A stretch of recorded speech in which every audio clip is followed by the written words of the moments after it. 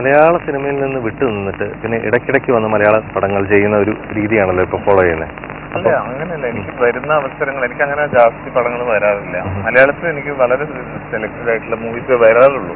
അപ്പൊ ആ വരുന്നതിൽ നിന്ന് നല്ലത് നോക്കി സെലക്ട് ചെയ്യാന്നുള്ളത്. ബിക്കോസ് ഞാൻ അങ്ങനെ ഒരു ഫുൾ ടൈം പടങ്ങൾ ചെയ്യുന്ന ഒരു ആക്ടർ ആയിരുന്നില്ല. I was not getting opportunity. പിന്നെ വേറൊരു എലിമെന്റ് വാസ്, ഞാൻ തമിഴിലും ചെയ്യുന്നുണ്ടായിരുന്നു, തെലുങ്കിലും ചെയ്യും. തെലുങ്കിൽ ഇപ്പൊ I have been doing something. തമിഴിൽ ഓൺ ആൻഡ് ഓഫ് 1-2 പടങ്ങൾ ചെയ്യും. അപ്പൊ അങ്ങനെ ഈ മറുഭാഷകൾ ചെയ്യുമ്പം അങ്ങനെ ഒരു ഗ്യാപ്പ് വന്നിട്ടുണ്ടെന്നല്ലാതെ ഗ്യാപ്പ് എടുത്ത് പോയി പിന്നെ ഇടക്ക് വന്ന് ചെയ്യാം അങ്ങനെയല്ല.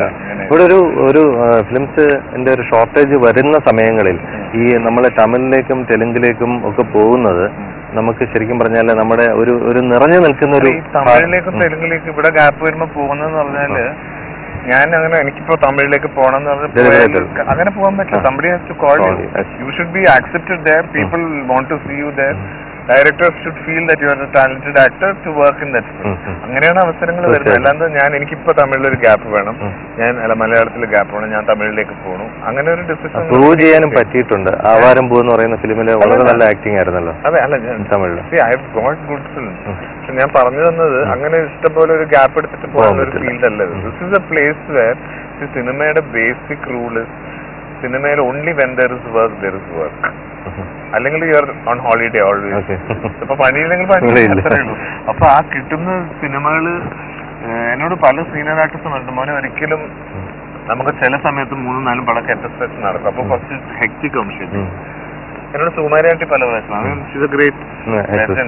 സുകുമാരിയാട്ടി പറഞ്ഞിട്ടുണ്ട്, മോനെ ഒരിക്കലും യു ഷുഡ് നെവർ കംപ്ലൈൻ.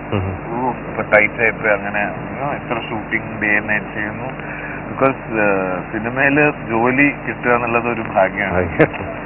അതിന്റെ കൂടെ സിനിമകൾ വരിക, അല്ലെങ്കിൽ സിനിമകൾ ചെയ്യാൻ പറ്റുക എന്നുള്ളത് എത്രയോ ആർട്ടിസ്റ്റ് വന്ന് ലൈക്ക് ജോലിയില്ലാതെ പേരുണ്ട്, അവരുടെ വിഷമം എപ്പോഴും എപ്പോഴും ഒരിക്കൽ when she was talking generally aunty is always.